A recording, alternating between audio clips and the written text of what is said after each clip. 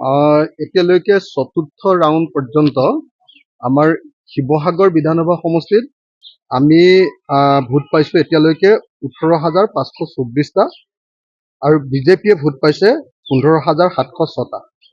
আমি প্ৰায় 3,000 ভোটত আমাৰ শিৱসাগৰ বিধানসভা সমষ্টিত এতিয়ালৈকে অগ্ৰগতি লাভ কৰি আছোঁ। দ্বিতীয়তে ডিমৌ যিটো বিধানসভা সমষ্টি, ডিমৌ বিধানসভা সমষ্টিত বিজেপিয়ে 13,253টা ভোট পাইছে তৃতীয় ৰাউণ্ড পৰ্যন্ত, আৰু আমি পাইছোঁ কংগ্ৰেছৰ কেণ্ডিডেটে, আমাৰ বিৰোধী ঐক্য মঞ্চৰ কেণ্ডিডেটে পাইছোঁ 13,689টা। তাতো আমি কেইটামান ভোটত 300মান ভোটত আমি এতিয়াও জয়লাভ কৰি আছোঁ। সামগ্ৰিকভাৱে এতিয়া আমি যোৰহাট লোকসভা সমষ্টিত প্ৰায় 14,000 ভোটত, এই মুহূৰ্তত 14,000 ভোটত আমাৰ প্ৰাৰ্থী বিৰোধী ঐক্য মঞ্চৰ প্ৰাৰ্থী গৌৰৱ গগৈ ডাঙৰীয়া জিকি আছে, আৰু সেইকাৰণে আমি একেবাৰে আশা প্ৰকাশ কৰিছোঁ যে এই ট্ৰেণ্ডটো সঁচাকৈ আগবাঢ়ি যাব। ফাৰ্ষ্ট যিটো মিচিং অঞ্চল আছিলে মোৰ সমষ্টিৰ যিটো দিচাংমুখ, তাত আমি অলপ ভোটত পিছ পৰিলোঁ, কেইটামান ভোটত পিছ পৰিছিলোঁ, কিন্তু বাকীবিলাক পঞ্চায়তৰ যেতিয়াই হেৰিটো খুলিলে তেতিয়াই দেখা গ'ল যে নহয়, আমাৰ ভোটৰ ট্ৰেণ্ডটো আকৌ আগবাঢ়ি গুচি গ'ল। গতিকে এইটো খুব খাটাংকেই ক'ব পাৰি এতিয়া যে যোৰহাট লোকসভা সমষ্টিত আমাৰ প্ৰাৰ্থী গৌৰৱ গগৈ,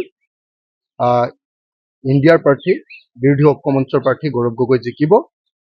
দ্বিতীয় কথাটো হ'ল যে গোটেই অসমত যি ধৰণৰ মানে বিজেপিয়ে যিটো হাৱা দি আছিলে যে তেওঁলোকে 12টাত জিকিবই আৰু 13টাও হৈ যাব পাৰে, সেইটো যে নহয়, ইতিমধ্যে সেই কথাটো ইতিমধ্যে প্ৰতীয়মান হৈ গৈছে, তাৰ ট্ৰেণ্ড ইতিমধ্যে দেখিবলৈ পোৱা গৈছে। আৰু তাতকৈ ডাঙৰ কথাটো হ'ল যে অল ইণ্ডিয়াত এক্সিট পোলে যিটো দেখুৱাই আছিলে বা বিজেপিয়ে যিটো কথা কৈ আছিলে যে সাংঘাতিক ধৰণে বিজেপি জিকিব, এতিয়াতো প্ৰধানমন্ত্ৰীয়ে তেওঁৰ নিজৰ সমষ্টিত এতিয়ালৈকে পিছ পৰি আছে। প্ৰধানমন্ত্ৰীজন যদি পিছ পৰি থাকে, আমেথিত যদি পিছ পৰি থাকে, তাৰ অৰ্থটো হ'ল যে নৰেন্দ্ৰ মোদীৰ ঢৌ নাই নাই আৰু নাই বুলি যেতিয়া কৈ আছিলোঁ তেতিয়াতো আমাক সকলোৱে সমালোচনা কৰিছিল, সকলোৱে কৈ আছিলে নহ'লেতো আৰু যদি সঁচাকৈ ঢৌ থাকে পিছটো অন্তত নপৰে, নহয় জানো, পিছটো ক'তো নপৰে তেতিয়া।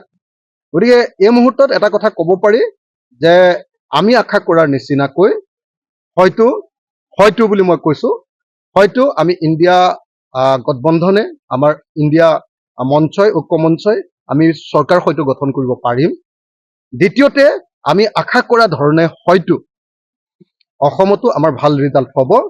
বিজেপিৰ যি অপপ্ৰচাৰ, বিজেপিৰ যি অপশাসন, বিজেপিৰ যি দাদাগিৰি, বিজেপিৰ যি ফেচিবাদ আৰু সাম্প্ৰদায়িক ফেচিবাদ, তাৰ বিৰুদ্ধে ৰাইজে ভোট দিছে। বিজেপিয়ে যি ধৰণে দেশ বিক্ৰী কৰিছে তাৰ বিৰুদ্ধে ৰাইজে ভোট দিছে।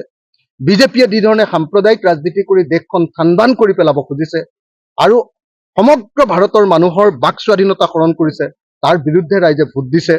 আৰু বিজেপিয়ে যি ধৰণে মূল্যবৃদ্ধি কৰিছে তাৰ বিৰুদ্ধে মানুহে ভোট দিছে।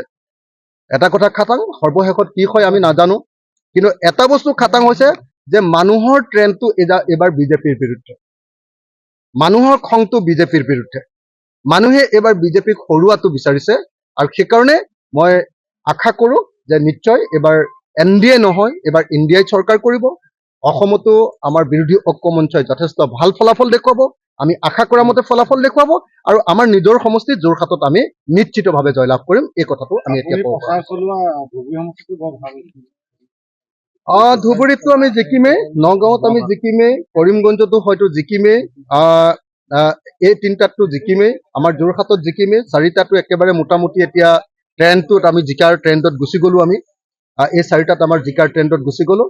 মই আশা কৰিম যে শেষলৈকে আমি গুৱাহাটী আৰু ডিব্ৰুগড়তো জিকিব।